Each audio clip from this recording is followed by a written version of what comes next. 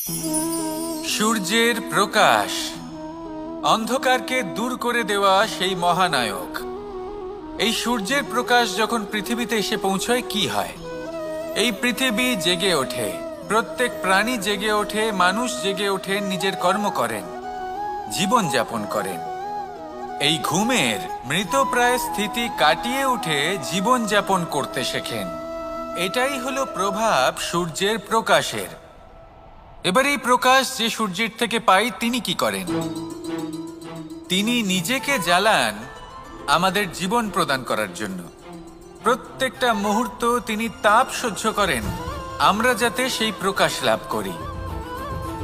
এটাই হলো জীবনের সারমর্ম। যদি আপনিও এই সংসারে প্রকাশ ছড়িয়ে দিতে চান তাহলে আপনাকেও তপ্ত হতে হবে, নিজে জ্বলতে হবে, সেই কর্ম করতে হবে যেটা কঠিন হতে পারে কিন্তু আসলে শ্রেষ্ঠ। তবেই এই সংসারের সেবা করতে পারবেন, সংসারকে পথ দেখাতে পারবেন।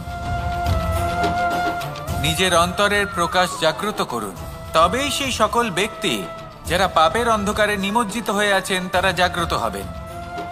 সেই সকল ব্যক্তিকে জাগিয়ে তুলুন, প্রেরিত করে তুলুন সুখী হওয়ার জন্য যারা সুখী হতে পারছেন না। সেই সকলকে প্রেরিত করুন সাফল্য লাভের যারা সফল হতে পারছেন না।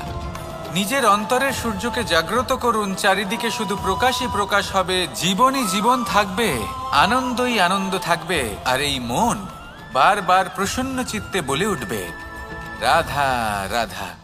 ছোটবেলা থেকেই আমি গরু চড়িয়ে অভ্যস্ত, সেই জন্য সকলে আমাকে গোপাল নামে ডাকত। কিন্তু গোপাল হয়ে আমি একটা অমূল্য শিক্ষা লাভ করেছি।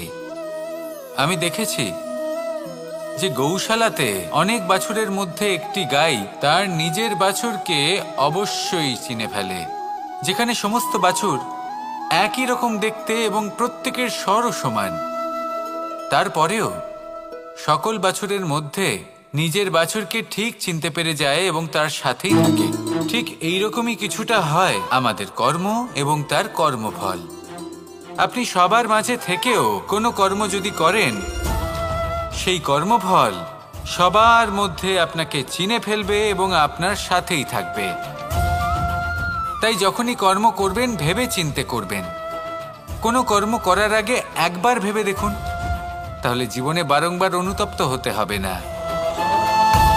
কারণ বিষয়টা কিছুটা এরকম যে এই সংসারে আপনি কাল, কর্মফল এবং সময় এই তিনের হাত থেকে কখনো লুকোতে পারবেন না, কখনো পালাতেও পারবেন না।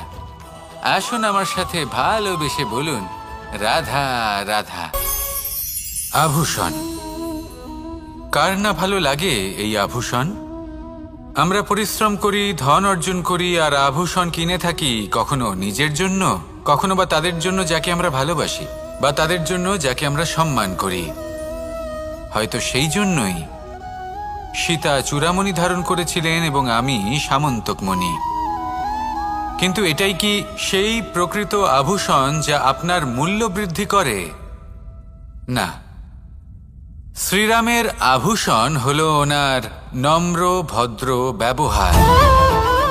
মাতা সীতার আভূষণ হলো ওনার সততা, ওনার নিষ্ঠা, ওনার ত্যাগ।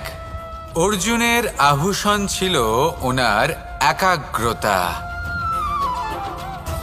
রাধার আভূষণ ওনার প্রেম।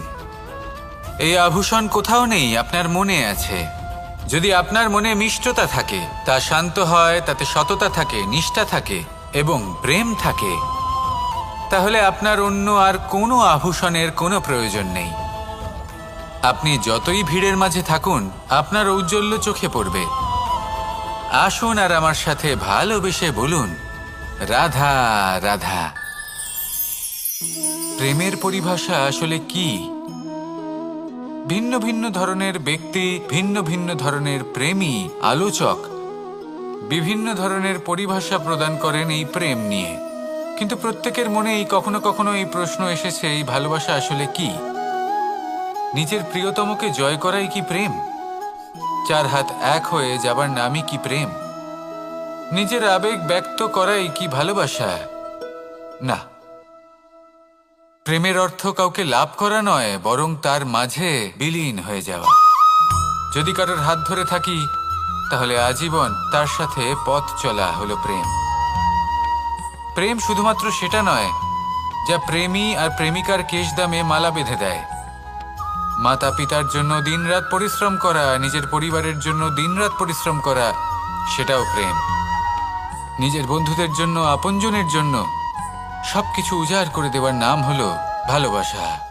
নিজের মাতৃভূমির জন্য সাহসের সাথে লড়াই করা এবং আনন্দে নিজের জীবন ত্যাগ করে দেওয়াও কিন্তু প্রেমের নামান্তর। সেই জন্য যারা বুদ্ধিমান ব্যক্তি তারা কখনো প্রেমের পরিভাষা খুঁজতে চান না, কারণ তারা জানেন যে এই প্রেম কতটা বিশাল। তারা জানেন যে এই প্রেম হলো এক বিশাল সাগর যাকে নিজের মুঠোয় ধরে রাখা যায় না। সেই জন্য এই প্রেমের সাগরে ডুবে যান এবং সকলকে ভালোবাসতে শিখুন।